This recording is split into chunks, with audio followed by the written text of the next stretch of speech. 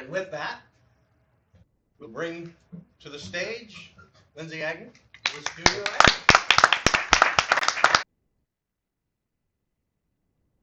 Hi, good morning. Morning. So, my name's Lindsay, and my business is Studio Agnew. And 2% of us identify as artists. But unfortunately, our system fails to support or nurture creativity.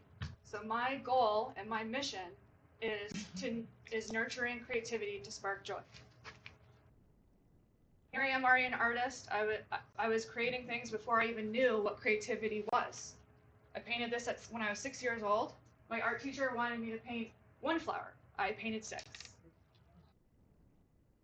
Traction with businesses and KPIs are all different, but how I generate growth and all that is with creativity and joy and discovering it with children and families. I was curious, and I kept on being curious with my art all through my life. These are paintings that I painted in grammar school, elementary, and all through high school that received awards and also were in art galleries. When it came time to go to college, I went to Ringland College of Art and Design, and I majored in graphic interactive communications. There, I wanted to explore what being an artist is all about with my creativity and curiosity. I learned about printmaking techniques, typography and design, how you take type and make symbols like logos, putting into posters, all sorts of fun things with color. Problem solving as well. I've done a lot of paper, tangible things, folding. Then I did fashion. I asked a lot of students from college to donate their t-shirts to make a whole clothing line out of usable shirts. In mixed media, I also do a lot of found objects, finding things, making something new and creative. When I was at college, I did a lot of different things because I just felt that's what artists should do instead of trying to find a style right away.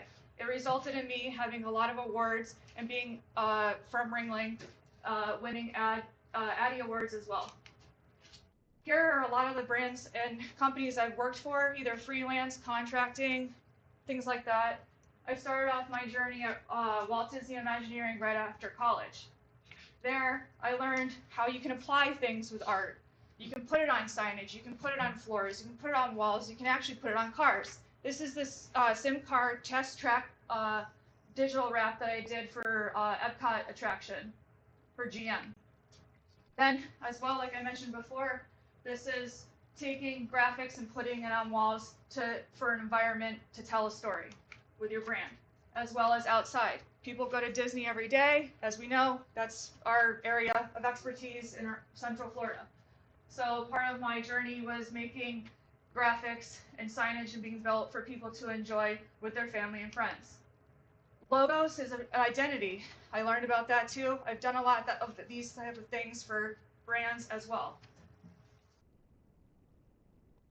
That also translates into headwear and products and how to apply graphics of the things that I create with my imagination and creativity for businesses to sell products online, to have a whole lifestyle, as well as do photo shoots, find the models, do all the creative aspect of everything.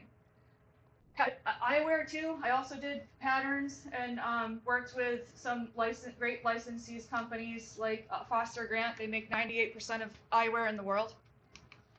Packaging. I've done a lot of different types of packaging for all sorts of brands.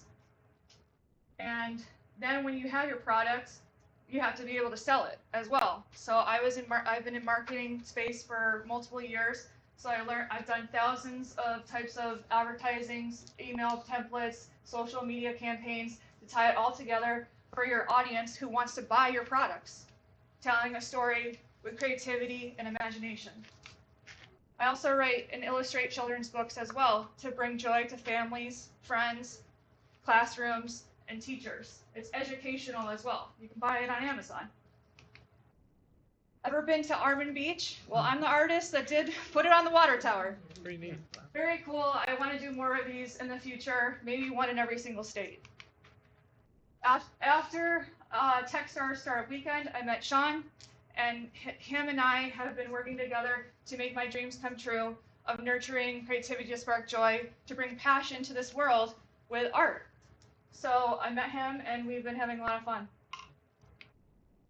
One big project that I'm working on right now is the Magnolia Mural Project. It's in downtown Orlando. It's a 6-story parking garage, and I want to make this a tourist attraction for our community.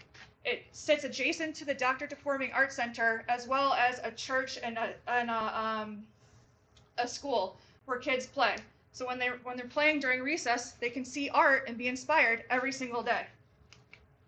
My near-term goals are to just create a passion for art and educate that these are things that you can actually have fun, live a fulfilled life, and also make it like a better tomorrow for just creativity, and people would be happy. And you can do that in a profession as well.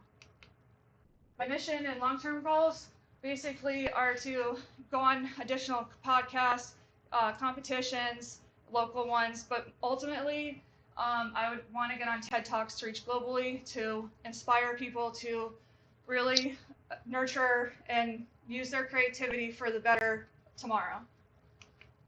I would ask you to connect me with people that need like artistic talent like me, and the types of projects that can benefit other businesses. And then I'm seeking help with my intellectual properties so I can be protected with the things that I create, promote, things like that. And then if you liked this presentation, you can thank Sean. And if you did not like this presentation, you can blame Sean. And I know that a lot of people walk around with stress, so I have these fun, smiley stress balls to give out to everybody, so you can take one when you leave, as well as a handmade pen with my logo on it. Thank you so much for listening.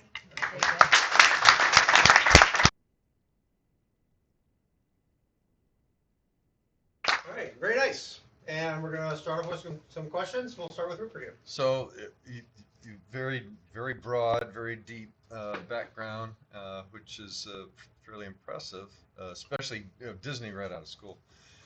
I didn't see website design or development in there. Is that something you've done before as well? Yeah. I just didn't really highlight it, but I've designed multiple websites for companies, as well as like monitor all of their graphics that they need, like imagery, photography, things like that. Okay, we'll talk. Yeah.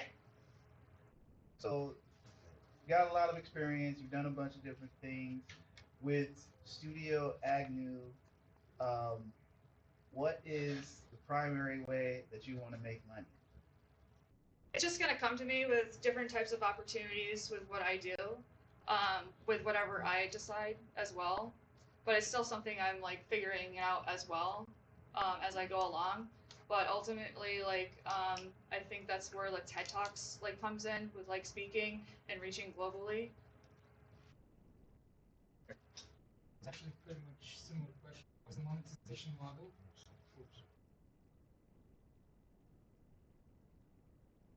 Elaborate on that. I'm still working on it, but yeah, it's that's a good question. And Sean and I are working on that. He might have more information on that.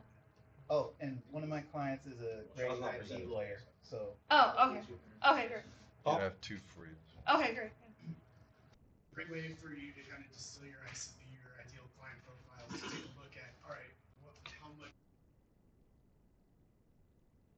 what segment is the under that? So is it city, states, and Disney? Is it what? I think that's clarity. Who we could recommend to contacts like the.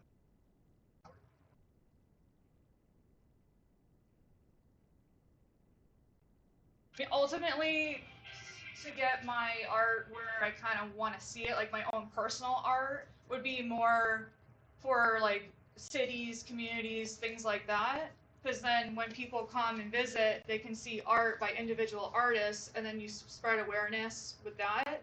I mean, I work with companies like currently right now I'm working with Tate and Human Resources of Today, where I do graphic design for them and anything that they need for their businesses. But for like me personally, like what I'm going towards is the passion and the creativity of what I can bring for a better tomorrow in areas. who's that title of the person? That's the other context.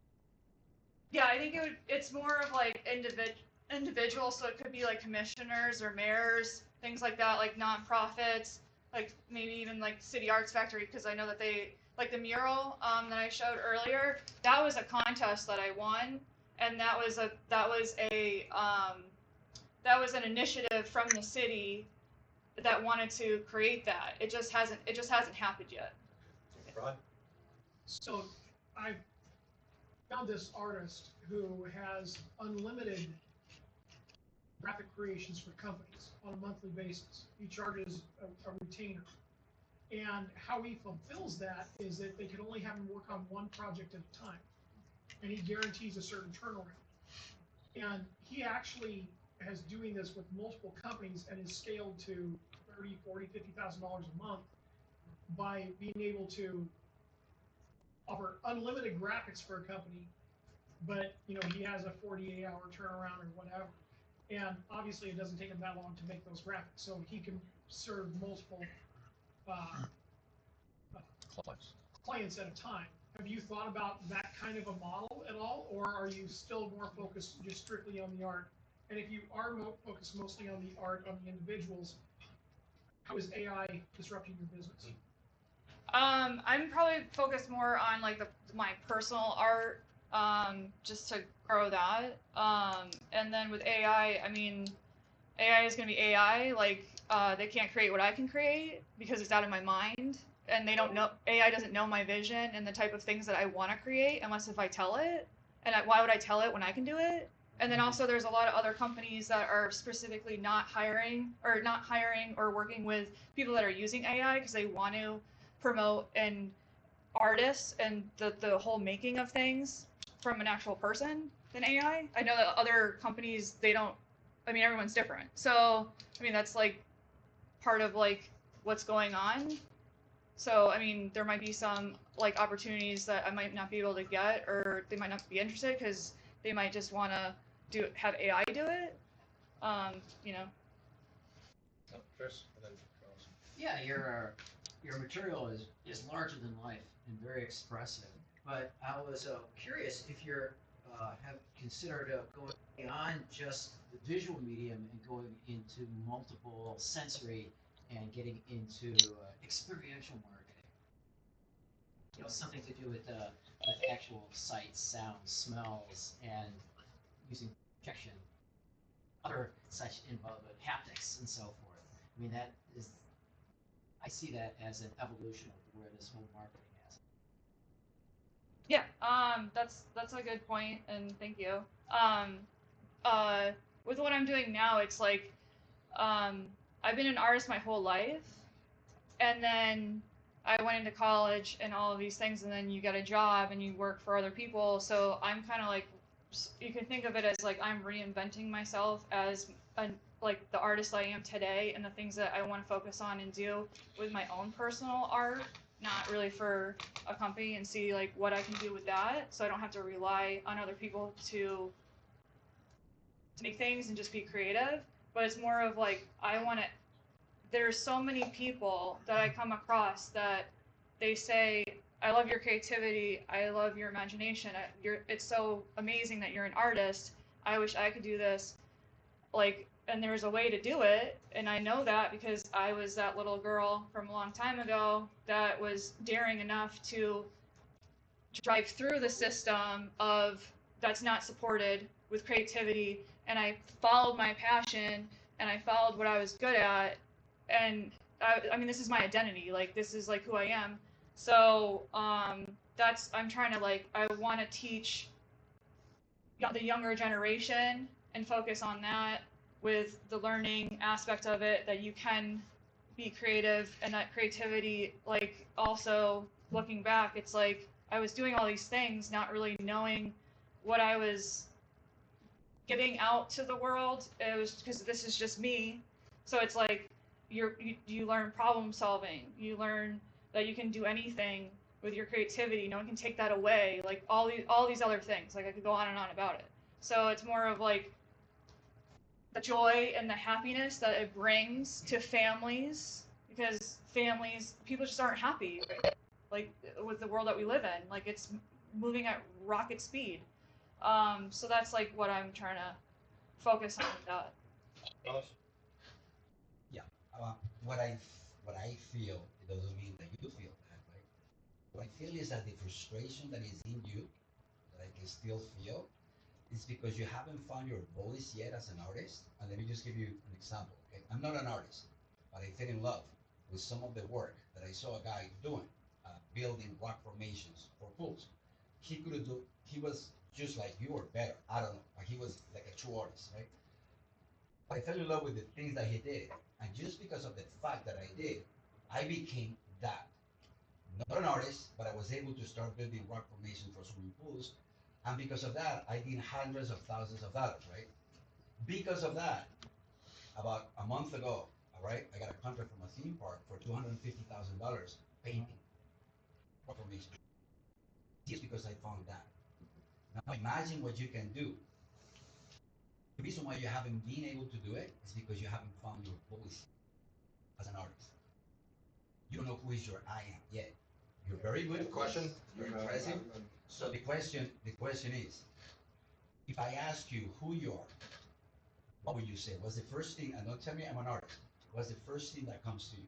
First thing. I'm just it's creativity. That's what I embark I as am creativity. Yeah, that's what I am. I'm a warehouse full of creativity.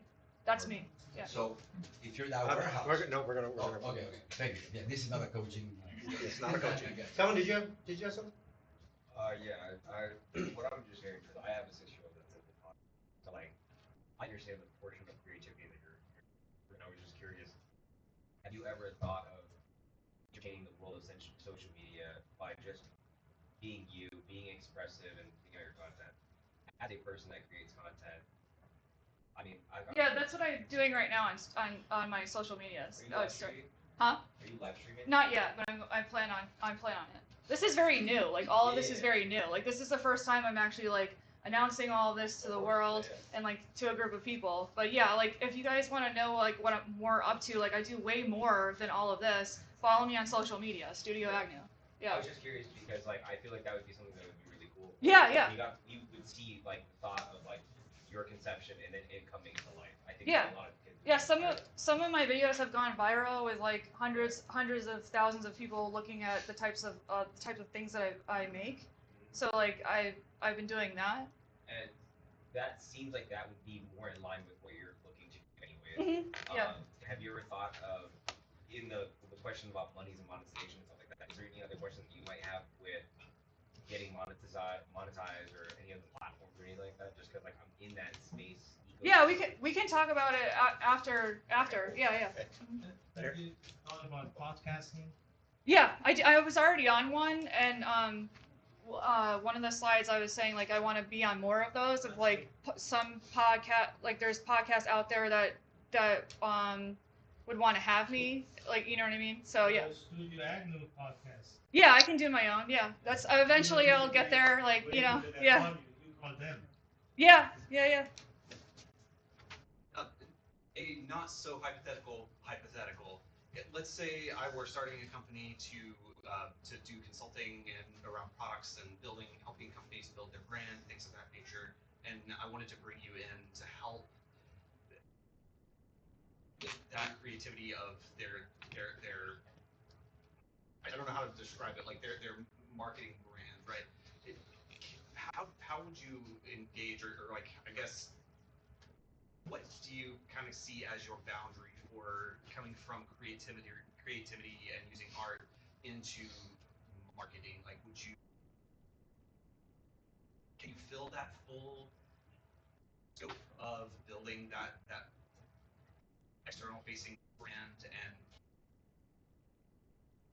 where to go with the question? Like, do you need to bring in someone to also fill that full space of marketing and building the brand? Okay, so I'll give you an example. Like I worked for Panama Jack, and I was their creative director. Okay. And they didn't have anybody. Like for being a creative person. Like I was the sole person besides the owner, because he was also very creative. And I worked there for 2 years, and I dived into what his brand was all about, figured out his identity, what resonated with people, why he had a fan base from 50 years ago, all those types of things. And then from what I do with the creative side of it is like, and also because I got into marketing, is I know how to know the audiences and ask, all the web developers that can see when you go on like Shopify where they're staying on this page for so long, why aren't they buying, why aren't they doing all these things, and create the creativity of the things that you see on all these platforms to then reach your audiences with what you're trying to sell. I mean, that's just like an example. With social media too, like with Panama Jack especially, they had all these really cool like silk screens from back in the day, and they weren't using them. And when I showed up, I was like, why are we not showing the man with the monocle? Like, he's your brand. Like, you got to tell your story. Like, people are so, there's a lot of companies where they don't know their story, or they don't know how to tell it, or they don't have the time to do it. So that's where like people like me and creative people come into play, because they can look at all of that, dissect it, and then kind of like explain, hey, these are the things that we can try and do. And then from it, like I said, well, you got to talk about your history. Everyone is loving nostalgia right now, and you're a nostalgic brand. You're 50 years old. So we started posting and dripping all of these old, really cool silk screens. He had the #1 T-shirt in the United States in like 1987 or something like that, 1988. And once we did that, it like the spike of social media went up like 1,000%, because everyone was like, oh my god, I remember this song that this was on the radio on the way to the beach, wearing this shirt, going to the beach, things like that. And then people were like just going crazy over it, and then they wanted the shirts. Great, and then Rod, then we're gonna wrap it up. Before asking the question, I'd like to first of all thank you and congratulate you with being and staying creative in this technological world and taking courage to. Question is, did you have a chance to do your SAM? Not yet. Yeah. This is like very like I guess I could say it's like very ideation, or yeah. So Like this is what I'm going towards. I was something along those lines. One of the things that I've seen with either ultra creatives or ultra logical people is that they are not able to really create a clear, concise picture of who they are. Now, you've worked in marketing, you understand helping someone get their brand, but oftentimes the people that help other people can't do it for themselves. So I'm glad you have Sean helping you out, but the thing that I would question is, how intent are you to figuring out a system and a process to grow your business? Because I can see that you are either going one of two directions. One is to continue to kind of do everything for everyone, or two, to really niche down and to focus on one area. And I don't know what's going to be best for you, only you know that. But are you creating the systems and the processes of mental organization and then business organization to clarify yourself enough to where you know what you're going for? Yeah. I'm working with Sean with that. Yeah. We do have one more question in the back. Okay. Hi.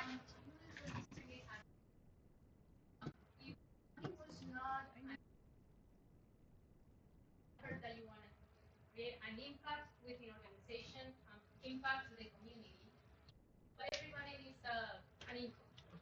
If money was not an issue for you, what would be the path that you would choose? And if you have already been successful in that, you can replicate. So, for everything that you have done, money was not an issue right now. Which one would you pick? And the one that you have already, like you have an idea of what that would be. You already had a success story on that.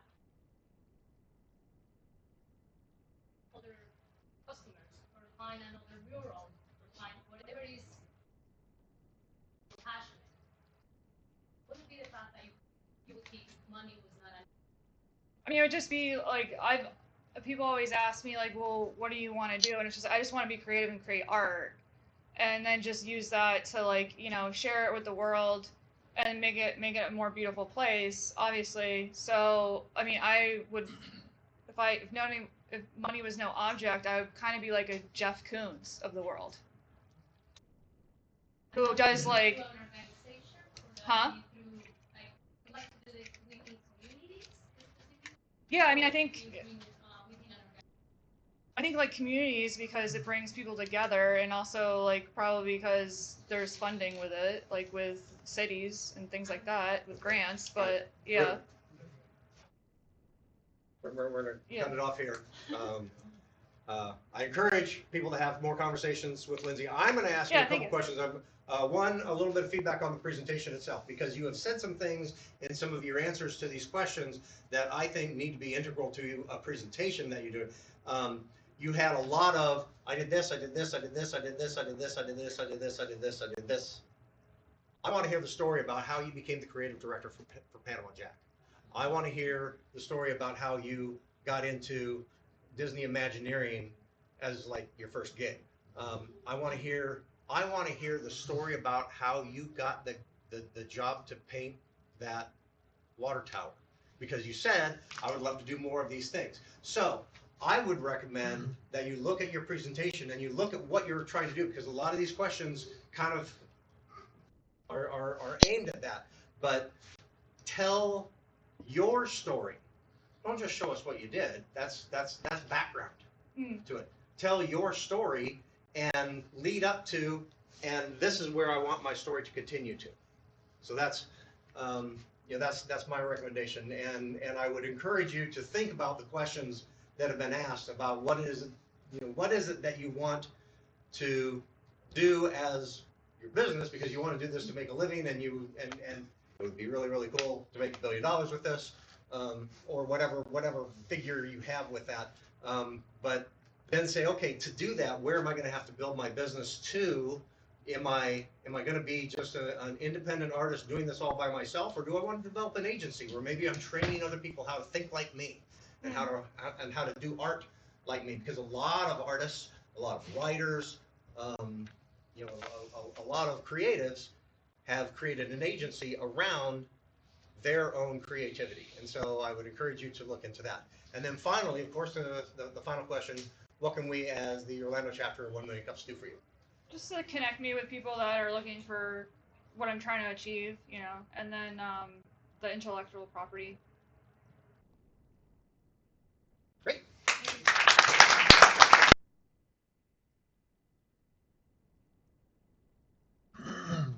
This is a fantastic community to be a creative in, because there are so many.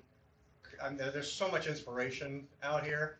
If you work from home and you find yourself behind your own desk, or if you work in a cubicle, or if you go to a co-working space or whatever, just take a day and go somewhere in this area where you've never been before and see the art, be it man-made or natural. And there's so much inspiration in a 50-mile radius here. If you've never been down to Bok Tower Gardens, go down to Bok Tower Gardens. Beautiful. There's just a lot of inspiration around here. So it's really cool to see creatives that are continuing to do their art. So we really appreciate that. All right, we're going to talk really quickly about pitch competitions, because we've got a number of pitch competitions. We've got one tomorrow night with Black Orlando Tech coming up, and there's a number of others that happen throughout the year in the area. So what are pitch competitions all about? Pitch competitions, I'm going to read from the slide, which is a horrible thing to do, but I'm going to do it anyway. I break rules because I'm a rule breaker. Pitch competitions are events where entrepreneurs present their business ideas to a panel of judges and potential investors, often for prizes, feedback, and exposure. So if you're at a pitch competition, what you're doing is you are pitching your business idea, usually with slides, and you're trying to keep it as simple as possible, but with as much information as you can put out in the time allotted. One of the reasons that we talk about 6 minutes here is because of a lot of the pitch competitions, you have 5 minutes or 8 minutes or 4 minutes. Two. 2 minutes. I don't know. The one that Kismet is going to in California this week, they had 3 minutes. I think they had 4 minutes here in Orlando. They've got less when they go to California.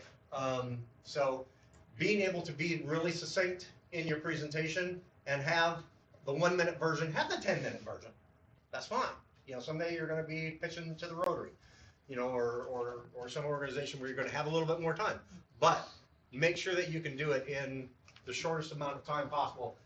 These are just some pictures from Startup World Cup, which was last month, and it was a great event.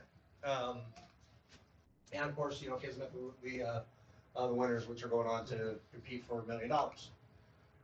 So, what are effective strategies for pitch competitions? This is a fun slide to make. Be great.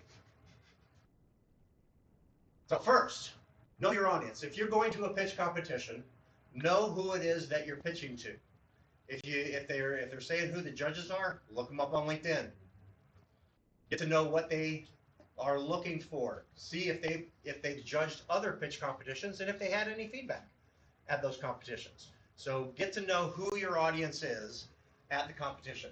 Tell a story, because you're there to pitch your business, and your business has a story. Whether it's an app or an agency that you're building or a product, it tells a story. So make sure that you know what that story is and focus on the problem that you're solving. Because investors want to know that a problem is being solved. That's why they're going to invest, because if there's a problem and you have the right solution that you can define to that problem, then that's going to be an investable opportunity for them. If you have any traction, if you've gotten some sales, or you've gotten some subscriptions, or you've gotten some notoriety, make sure that you highlight that, because they're going to look for, okay, is this just an idea that you've been working on your kitchen table, or have you actually taken it out into the world and done something with it? And then practice, and practice, and practice, and practice, and practice. It's like any other kind of presentation. You want to be able to get up there and do it right. And again, you're going to have a fixed amount of time at a competition to do that. So it's really important that you practice and prepare.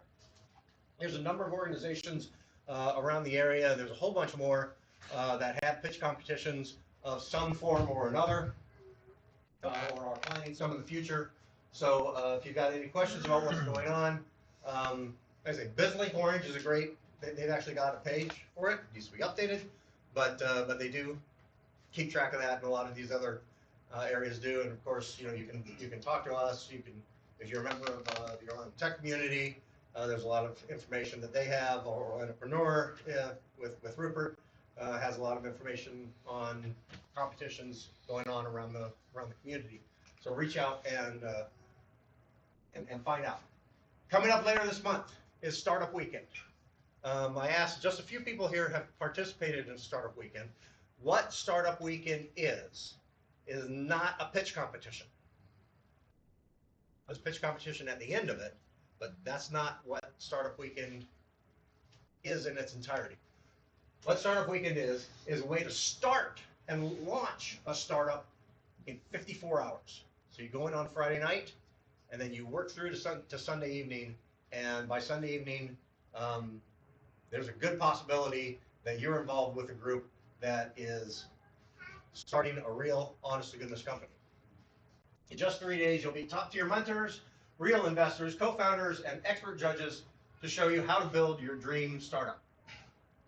These are some pictures from some of our past Startup Weekends. And of course, Rajiv Menon is the administrator of Orlando's version of Techstars Startup Weekend. Techstars is an accelerator program that is internationally recognized. They're one of the top 3 in the world for startup accelerators. Just a little information on that. And don't put videos in your presentation. Here's a video.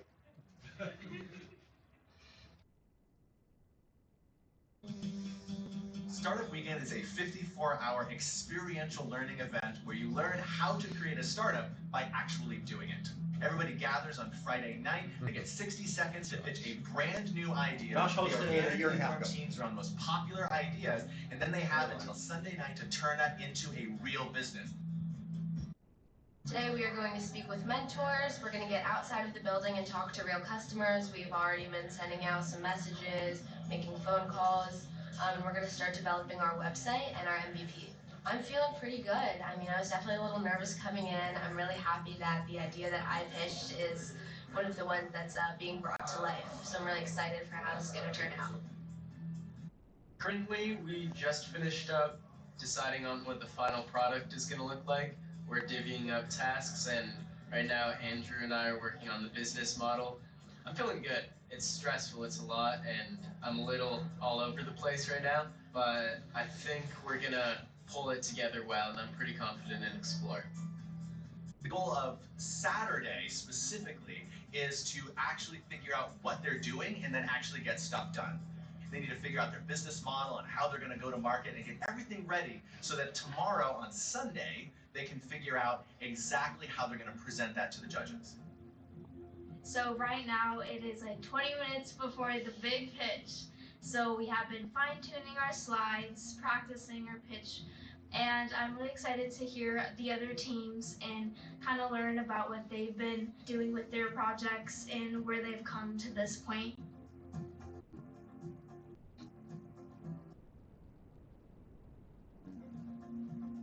The grand prize, the winner of Startup Weekend Los Angeles is Hummingbird.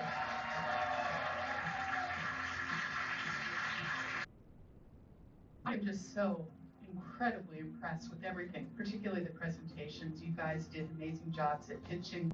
You really shared compelling stories. You made me want to learn more about your ideas. That's true of every single one of you. And I was blown away by what I saw today.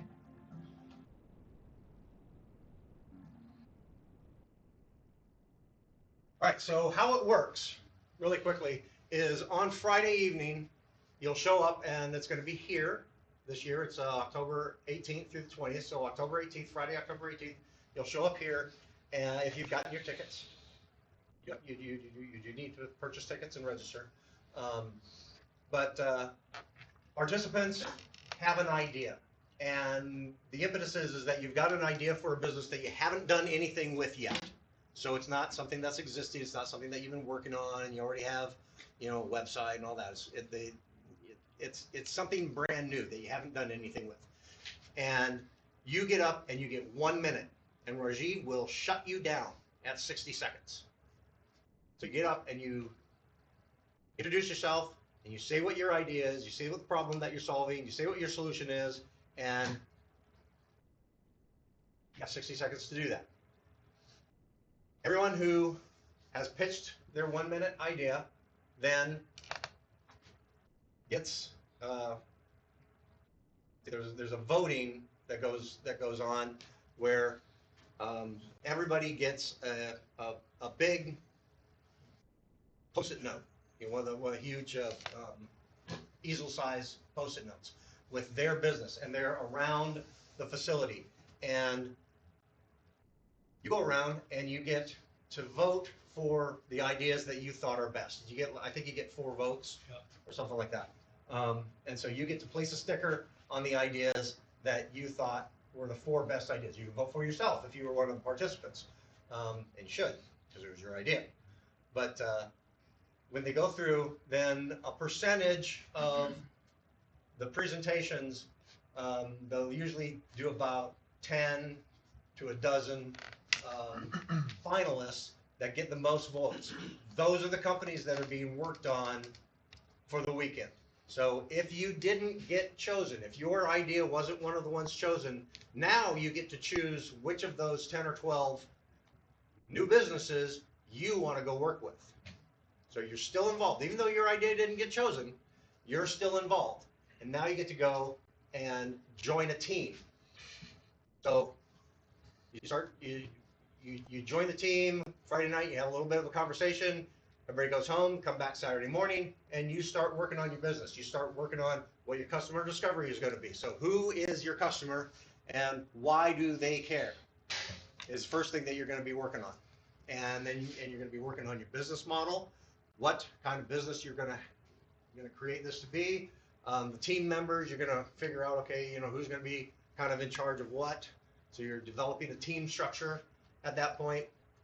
And you're going through all of this. By Saturday afternoon, you should be going out into the world and interviewing and talking to potential customers, talking about what it is, what is the problem that you're solving, and see if they think that that's a problem that actually needs to be solved. So you're doing customer discovery. And then you come back and you start working on your presentation. You start working on, again, defining a little bit better what your solution really is, how it applies to the problem. Maybe you've changed because you found out that nobody has the problem that you thought you were solving, and so now you have to pivot and do something different, or maybe just adjust things a little bit. Come back in Sunday morning, and you're finalizing that process. You're going through, you're finalizing your slides and your presentation, and then Sunday evening, the 10 to 12 finalists get up and give their presentations, and the top 3 are given prizes. There's I believe there is some cash, and then there's in-kind services, and there's notoriety, bragging rights. If you haven't signed up, if you haven't registered and bought a ticket yet, I encourage anyone interested to do so. It is a great opportunity to learn how to do a business, and it's 6 months worth of business work in 54 hours. And it's really intense, it's really exhausting, it's grueling, but you get a lot out of it. And it's really neat to be involved in. So if you're not going to be involved in it this year, it's now happened about twice a year here in Orlando. So Rajiv is doing this twice a year, and it's really, really a cool event, and I really enjoy it. And I'm actually going to be one of the mentors there this year, so that's kind of cool. This is back in April, the participants, and we've got the 3 top companies that were voted on by the judges down there. And you may recognize some people in this photo. But again, that is October 18th through the 20th, and we encourage people, maybe just if you're not going, then just see what's going on. Watch on social media and see what happens, and pay attention to who won, because they may be in this audience right now. Who knows? And once again, we're going to wrap up here because it's 10 o'clock. Follow us on social media. Jim's got something really important to say that he's going to take 10 seconds with. Yeah, and if you want to learn about public speaking, look into Toastmasters. It's a great way to help you learn to speak, to keep your presentation concise, and it'll serve you throughout your whole life.